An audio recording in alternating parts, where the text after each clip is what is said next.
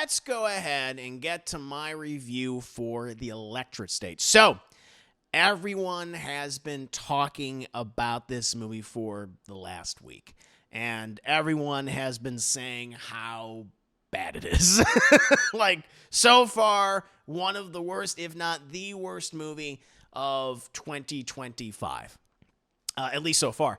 And this film is coming from Anthony and Joe Russo, who are probably best known for directing just some of the best entries in the Marvel Cinematic Universe and some of my favorite films in the Marvel Cinematic Universe. I mean, they directed my favorite film in that universe, specifically Captain America: The Winter Soldier. I still feel like that movie has yet to be beat. It's so fantastic. I love that movie. But also following up with Captain America: Civil War, which I also thought was great. One of the best Avengers films. And then, since that movie happened to be kind of like Avengers 2.5, if you will, though very Captain America-centric, they did Avengers Infinity War and Endgame, which are by far the best of the Avengers movies, and just great in terms of, yes, the pure spectacle of it all, but also the emotions and kind of culminating in this epic event, like all these storylines finally, reaching their end in a really satisfying way. They did such a great job, along with, Marcus and McFeely, the writing team on the Captain America movies and the later Avengers films. But the Russos' post-Marvel career has been anything but good. Cherry was a huge disappointment, them kind of dipping their toes into drama. That did not work out. The Gray Man is just one of the most generic, blasé action films that I've seen the last few years. And now we have the Electric State, and that's pretty much brings us to this review, And I should also say, like, the Electric State, this isn't just some, $100 million Netflix movie that they drop, any other week. Apparently, Electric State is a film that cost $320 million. It is one of the highest budgeted films of all time. And I'll tell you right now, is it as bad as everyone is saying it is? Yeah, it is bad. The answer is yes. It absolutely is as bad as everyone's saying this. This movie sucks across the board in so many ways and just showcases some of the worst aspects of bad blockbuster films. And it's just bonkers because previously, these filmmakers did such great work years ago, but for the last few years, the stuff that they've been producing it's just falling on its face. And the fact that this movie cost $320 million, I don't think you once see that. You do not see the money on the screen whatsoever. But I'm getting ahead of myself. Let's get to the premise, such as it is. This is loosely based on a graphic novel of the same name that came out like in 2018. And apparently, I have not read this graphic novel, okay? So I can't say anything about the author or the original work or anything. But apparently, a lot of people loved it. And a lot of people said this is so goddamn good, it should be adapted into a film. And apparently, the Russos were circling this project around the time this graphic novel, came out. And the film also, it's starring just a stacked cast of people that include a lot of recognizable faces like Millie Bobby Brown, Chris Pratt, Stanley Tucci, and many others. And the film follows an orphaned teen who hits the road with a mysterious robot companion in order to find the body of her long-lost brother while teaming up with a smuggler and his wisecracking black robot sidekick. That's what we got going on in the Electric State. And I knew, because I'm coming to the party late. A lot of critics, a lot of reviewers, a lot of YouTubers, they've already kind of covered this film.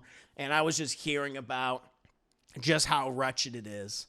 And be like, all right, well, let's see if it's as bad as everyone says it is. And at the beginning, I knew I was in for some trouble because the movie, this is a big warning sign. The movie begins with so much exposition. You have a brief scene that introduces Millie Bobby Brown and her brother Christopher, whatever his name is, who's a genius. And of course he has autism. We'll get to that in just a bit. But when they have no chemistry whatsoever, Just nothing. Did not feel like a sibling love between them. It's just as flat generic as possible.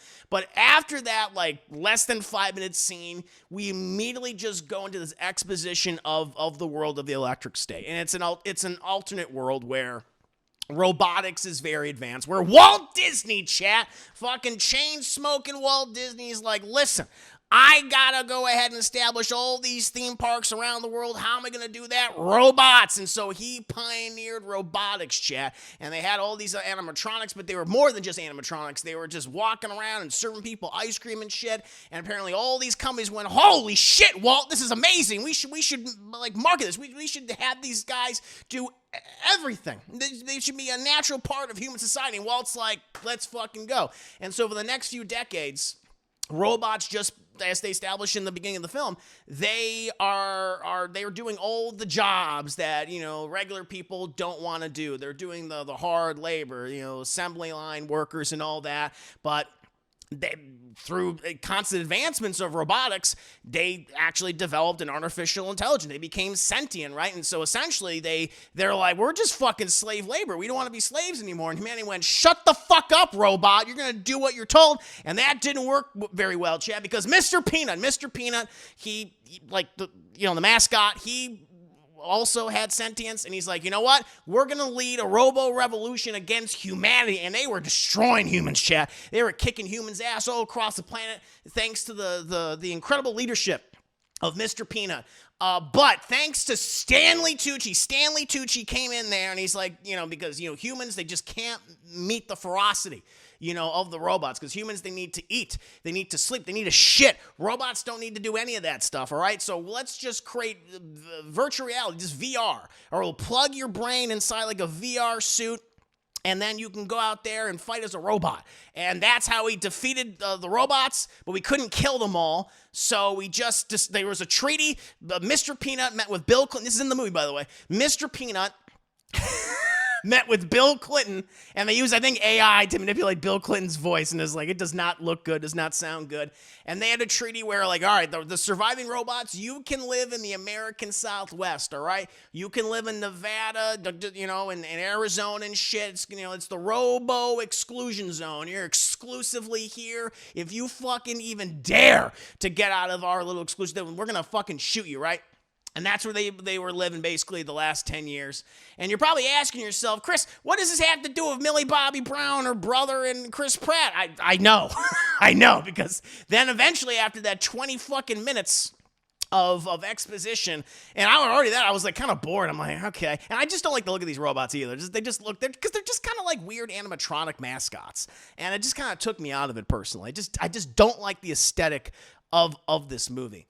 But Millie Bobby Brown, apparently, in a road trip with her parents and her brother, they get into a horrific fucking accident, chat. And the parents and the brother, they're dead. They allegedly die. And so she needs to be taken care of by Jason Alexander. Jason Alexander, who uses, like, you know, the VR setup and has like a robo suit. And he's very abusive towards her, and he occasionally smacks her around. Like, no, Jason, don't. Serenity now. Right? But she comes to meet a really annoying robot, like, I think he's Lemon Drop or Captain Cosmo, I don't know. He has like this giant fucking lemon head and this turd on top of it, and it speaks just through catchphrases, basically. Like, it can't, like, talk normally. It's like, no, we gotta make it cute. It's like that kind of thing. And it comes to explain in its very annoying way that it's actually being controlled, Chad. It's being controlled by her brother with the power of autism, right? Who actually is alive and tasks her with finding him in the Robozone. You got to go find Kyuhu Kwan, who apparently kidnapped me all those years ago against the evil Stanley Tucci, right? While being pursued by Giancarlo Esposito, who occasionally does like a southern accent. He's kind of like a cowboy, but then he drops it sometimes. And then they meet Chris Pratt, who is just playing fucking Chris Pratt in this movie. That's his one fucking mode. That's his one speed. He does not adjust. He just has a really terrible blonde wig, and he has a black robo sidekick voiced by Anthony Mackie, who's very sassy, chap, because as we know, if you're going to have a black robot sidekick, you got to up the sass. That's very important. And that's pretty much the movie. That's the premise. That's the plot of the film. And it's terrible. It's so bad. The story, I mean, I just explained the story. I'll do spoilers at the end, not that it fucking matters. But the story and the characters just suck. And the reason why, especially when it comes to the characters, the reason why the story's just whatever. It's like the story I just told you, it's the same thing that you've seen a million times, except those other millions of times it's been done a lot better, all right?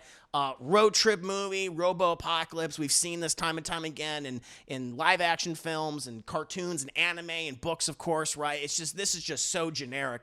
But what really annoyed me about the movie, like at the get-go, within the first like third or so, is just the characters. Everyone hates each other. Like they're like none of these people like each other, and they're mean. They're fucking me. Like their first interactions are immediately sarcastic. They're trying to degrade each other. Just saying like a sassy comment or an insult, and they all deliver this dialogue via screaming. Everyone's screaming at each other. Millie Bobby Brown is screaming at everybody.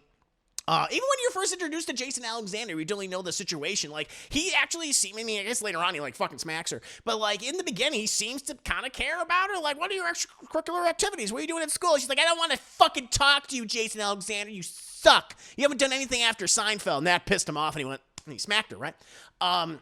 Like, she's so mean to everybody in this movie. And when she's paired with Chris Pratt, they are together. Like, it's the human duo of the film, and you hate them. Like, they are always resentful. They're always saying just nasty things to each other. And the only time, and this is what goes to show, like, how poorly written this movie is, the only time that they start being nice, which comes out of the fucking blue, is when the story requires it.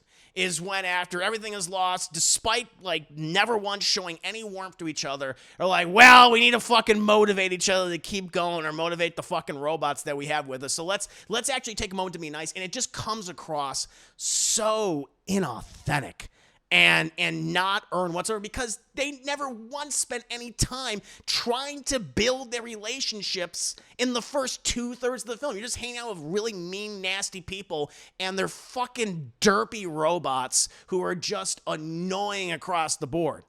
So Millie Bobby Brown, who, I'll tell you what, chat, like, outside of Stranger Things, which she is legitimately great in, and like the Enola Holmes movie I saw, a lot of the stuff that I've seen her, I've just not cared for. She's just playing a lot of these, that's kind of the same character.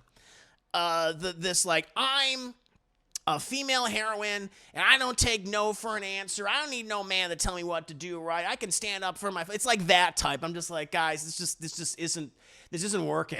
It's not a weakness that a female, or really any character, but a female character in the instance of Millie Bobby Brown, if she feels empathy, right? That's not like a weakness, all right? That's actually good. that she expresses that with like other people, and it's like, nope, can't have that, because she's got to be tough. She's got to be strong. And the way in which they showcase her strength is just to be a fucking asshole. Is just to be a dick. And that's the same thing with Chris Pratt's character. Who I don't even know the fuck his name is. It doesn't even matter. He's just playing Chris Pratt. It's like, it's a lesser version of Star-Lord, an even lesser version of his character from Jurassic Park, or Jurassic World, I should say. He's befriended a sassy black robot voiced by Anthony Mackie, because in the war he learned that, you know what, we're on the wrong side of history. The robots, they're the people that we should be listening to understand, which is actually kind of good. But their relationship, just in terms of Anthony Mackie's character, is just being like assholes to each other. It's constantly bickering back and forth, and he's just kind of like this man child. Like, when you're you're introduced to him very brief in the beginning of the film, he's a soldier on the front line fighting the robos, but then later on in the film, like, he's like Watto. He's like Watto, except without the racism, without the Jewish stereotypes, right? He just has a bad wig. What if Watto did not have his stereotypical, like, Hasidic Jewish accent? And you just gave him a blonde wig instead, right? That's kind of Chris Pratt's character, where he just deals in memorabilia. And so a lot of Chris Pratt's early dialogue is just him like, no, we can't fucking get rid of that. That's the He-Man 1987 playset with Castle Grayskull and Skeletor, or like whatever 80s reference that they can fucking shoehorn in there and have him just regurgitate. in between his insults to his sassy black robot played by Anthony Mackie, or just the annoying female heroine played by Millie Bobby Brown. That's pretty much, and he's just immature. He's just immature, and he suddenly gets mature again when the plot requires him to. And you're just with them for the majority of the film, and you just never grow to like them. Their dynamic is not, because they don't have any chemistry with each other at all. But no one else comes out of this smelling like roses either. Like Ki-Hu Kwan, I was like, Ki-Hu Kwan, man, I feel sorry for her. Especially after. Now, I didn't see Love Hurts, but everyone said it was really bad. Not that he was bad in it, but the movie itself was bad. Same thing here. He just gets a thankless role. It's like, Ki-Hu Kwan, you get to play Asian scientist number one. We already have white scientist number one, but you're Asian scientist number one, right? And so he's pretty much like, he's like a character in an RPG that you're like doing a long like quest for, and you eventually meet. You got to go talk to him to get some, guess what, exposition. He informs, Millie Bobby Brown, Chris Pratt of what actually happened to the brother, which turns out he's not actually fucking dead. He's actually, well, not A-okay, but he's alive. And then they just dispose of him after he's done giving exposition. Like, all right, Asian scientist number one, we don't need you. Just fucking shoot him. Who cares? And then we get to Stanley Tucci, who is on cruise control in this movie. Stanley Tucci was a great actor, all right, but he will do some bullshit, all right? He's like, listen, I need to be paid. I'm going to do my fucking Conclave movie, all right? I'm going to get a lot of critical acclaim for this film. Maybe I'll get some award nominations, maybe not, but I'm going to show off my talents in that, but I only got paid $5. He only got paid $5 for Conclave, chat, and so he needs his money, all right? And so he needs to do a Transformers. He needs to do an Electric State, and that's what he's doing here. He just plays evil. He's Steve Jobs. He's Steve Jobs, a little bit of Elon Musk in there, because that's the popular thing to do nowadays.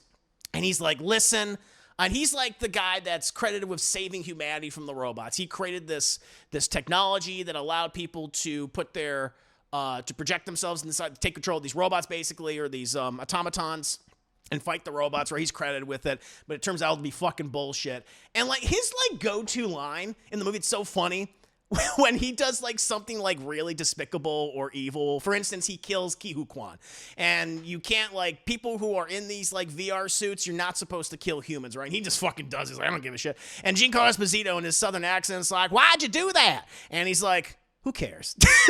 Because the script is like, it doesn't matter. We need to get to the third act, all right? So who fucking cares I killed Ki-Hu Kwan, a.k.a. Asian scientist number one? We gotta fucking keep... He says that like multiple times. I feel like that's just Stanley Tucci going, I don't fucking care. All right, let's just keep going. We know how this is gonna wrap up. So he's completely wasted. Also has a lot of mommy issues. A lot of like mommy parental issues in this movie, and they kind of go into that because he always goes in his little virtual reality and interacts like with his super Italian mother. It's like, Stanley, I made you the pasta, I made you the lasagna, here's a cannoli. And then he's like, I love you, Mom. But then it turns out, like, he created this fictitious, like, world, because it's not what his actual childhood was like. His mom was, like, a fucking drunk that beat him and shit. So he's like, I did it for me. It's like, okay, whatever. And there's other human characters, but you don't give a shit. The robots. Oh, my God. All the robots across the board are so annoying. Like, they have the one... I don't even know. Some of these robots, I don't even remember their names. I didn't care to look them up. But you have, like, the main robot, who's not Anthony Mackie. He's not the sassy black one, Chad, okay? He's not sassy black. It's the one that looks like a fucking giant lemon drop. I think his name is Cosmo or whatever. It's the one that Millie Bobby Brown's brother is possessed. And they just do this thing, which I just really dislike, where it's like, okay, we can't have the robot talk normally. And so we're just going to have it where it says catchphrases, it says references in order to communicate, to get its point across.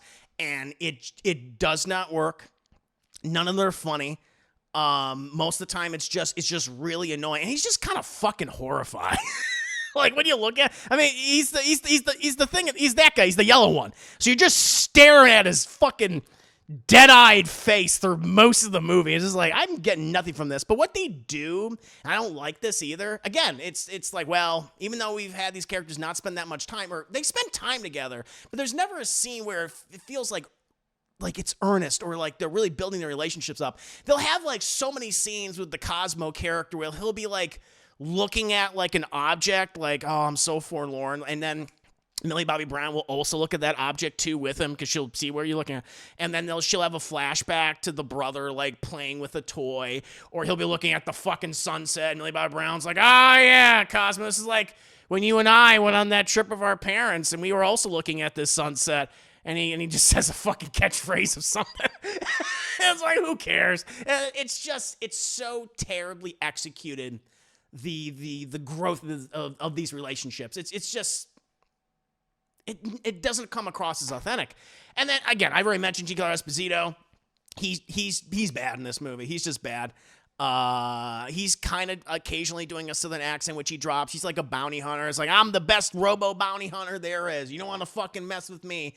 But then he has like a third act where I was wrong, so I'm going to help the heroes thing. It's like, okay, cool. I already mentioned Jason Alexander, right? He beats Millie Bobby Brown occasionally, but he seemed nice in the beginning. Anthony Mackie plays a robot named Herman, who is Chris Pratt's best robo friend, and he's a sassy black robot, chat, which is like always good to have, like that. I like that. And then the one thing that surprised me, like, because they lead the marketing with Mr. Peanut. They established that Mr. Peanut kind of put together the robo revolution basically, and now controls like the robot government in this exclusion zone, or the fuck they call it, the robo wasteland.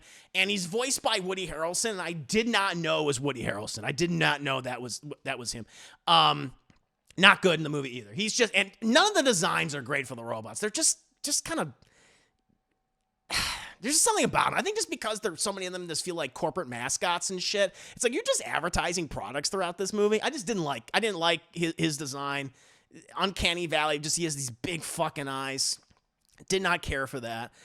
Jenny Slate plays like a cop and a male robot, I guess, because some of in their new society, these robots, like, they take on different roles. And Jenny Slate, she plays this robot called Penny Pal, and she's just annoying. She's like, I'm awkward, I don't really know what I'm doing, but did I do a good job? I'm not sure, let me know. And she's like, oh, like, I don't have a lot of self-confidence. That's her vibe. I'm like, okay. Who else? Brian Cox plays, I didn't know this was Brian Cox. I will admit, I'm like, I have no idea what some of these voices. He plays a baseball robot named Popfly who constantly malfunctions and shuts down. And so it's always an inconvenient moment when he shuts down. It's like, God damn it, Popfly. And he just speaks in like sports terms and baseball terms. And I'm just like, all these robots are just kind of stereotyped based on what they used to do in their original lives. Even though the point of the movie is like, they're like Mr. Peanut saying, he's like, we're showing that we're not defined by where we originally came from. We can take on all these different professions and we can dream and stuff. It's like, clearly not, because all of you are just doing the same exact thing that you were doing previously, and you keep indulging in all of it because you keep reminding us through your dialogue. And so he was annoying. There's other ones. I don't care about the other ones, chat. But yeah, all the scenes with the robots are not handled well. Just the faux emotion of it all. When they have like a dramatic moment where like one of them apparently dies or is about to die, like you just don't care. At that point, I would just be staring at dead-eyed, just please go, so I don't have to fucking hear you talk anymore. It's just so annoying. The bad guys literally don't care. Like Stanley Tucci's character's like, I don't give a shit. Let's just keep going. Like, that's little dialogue that he has like 2 or 3 times. Like, who cares? Let's just fucking do what we got to do, all right? Let's get this. Oh, and then the other thing, this is the spoilers. I've already spoiled a good chunk of this movie, so as I said before, Millie Bobby Brown, her brother, his name is Christopher, I believe, and he's like a super genius, right? He's a super genius, and that's how the movie starts out, with him basically solving Einstein's, like, all of his equations, like, fucking that, like, they're nothing to him. It's like a fucking, 4-year-old doing 2 + 2 = 4. Everyone's like going, holy shit. Well, of course he has autism, right? And it's like, oh, we haven't seen this in a hot minute. Like, autism saves the world. So it turns out this. So after their accident, the car accident, which killed the parents, and apparently killed Christopher, is not true, because Ke Huy Quan and Stanley Tucci, they discovered that this kid has so much fucking autism in him that he's the catalyst. He's the catalyst that we need to create virtual reality robo internet. Okay, so in order to put human brains or to project ourselves in these robot suits so then we can fight the robots, right? And so they're like, we fucking hook him up. And so they hook him up to a bunch of like wires and doodads and shit, and they turn his ass on, and boom, Chad, they're like, yeah, we got it, because his brain's just so advanced, and then autism is just like, yeah, it's perfect, just the right amount of autism. And eventually, though, he's in a coma. He's seeming like, well, he's brain dead technically, so it's who cares? But it turns out he's not brain dead, right? And Ki-Hu Kwan learned this, and he's like, hey, Stanley Tucci, fucking Christopher, he's alive. Like, we can take him out. Stanley Tucci's like, no, he has autism, and we need all the autism that we can get to make sure my robo-internet works, okay? And Ki-Hu Kwan's like, I can't be a part of this anymore. And so he leaves, and he goes to the Roboville. And that's where, eventually Christopher, he goes back into a deeper coma, but his autism saves him, and so he's able to then project himself into the little lemon drop Cosmo robot to go after Millie Bobby Brown. And that's what happens. That's what happens in the movie. And eventually they figure it out, and they go to the headquarters, right? But, it's too late. It's too late for Christopher. He's like, listen, I have all the autism I need to do this, but my body is just, he's like fucked up now. And so he's like, unplug me, honey, unplug me. Bring down the whole system. And so that's what Millie Bobby Brown and Chris Pratt and everybody else know the rope, Mr. Peanut. They all unplug him, and he seemingly dies. It's like, and then Stanley Tucci is exposed for being an asshole. Who cares? And he gets arrested or whatever. And then the movie, and then it's like, but now Millie Bobby Brown's like, it's okay that the robot autism internet's down, because now we can live hand in hand with the regular robots, right? Isn't that going to be good? Yeah? Right? Cool. And so that's what happens. But then there's a little stinger chat where the body of Cosmo, the little shithead lemon drop, his arm comes out of like some wreckage and some shit. So implying that Christopher's autism is now inside the robot. And he gets to live now as a fucking lifeless automaton. And that's the Electric State. That's the movie. I saved you 2 hours and 12 minutes. And the last thing I'll say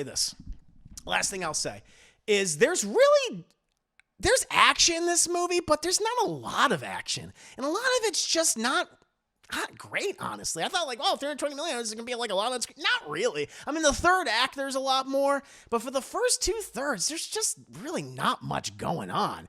Except I guess that like 15-minute preamble where it's just exposition. But even then, it's like... So I'm very curious as to where all the money fucking went. I don't know. I really don't know. I listen. Yeah, was Chris Pratt paid $20 million, $25 million for this movie? Yeah, probably. I guess Millie Bobby Brown, I'd be shocked if she made 10. That'd be crazy. I wouldn't pay her that much. And you have a stacked cast of people, I suppose, but I really don't know where the money went. Maybe in the shooting locations? I'm just not sure. Very, very confused. Unless there were production issues behind the scenes we just didn't know about. I don't know. Perhaps that's the case. But, you really don't see the money on the screen. And what you do see on the screen, it's just all flat. Like, nothing pops about this movie. It does not have a pleasing aesthetic, in my opinion. And then everything, and the direction's uninspired, and the writing is just really bad, which surprises me because it's from, as I said before, the Marcus and McFeely who did some of the best work in Marvel. Unless there were like numerous script changes, I'm not sure, but it's really bad. It's a really bad movie. It's the worst type of blockbuster. It takes from other blockbusters that you've seen, other stories that you've seen before. Does not do anything unique or interesting with them, and you're just kind of left with an empty feeling inside. An empty feeling, and just kind of confused midway through. I was just like, what the fuck's even happening? Like, where are we going with this, And that's the Electric State. Yeah, really disappointing, just blockbuster of a film. But what about you guys? What do you think of Electric State? Am I being too harsh? Did you hate it as much as I did? Were you like, you know what? There was some merit here. Or some of you going like, Chris, I actually like the film. Hey, you know what? More power to you. I ain't gonna hate on you. I'm gonna question you. But very curious. What did you guys think of the Electric State?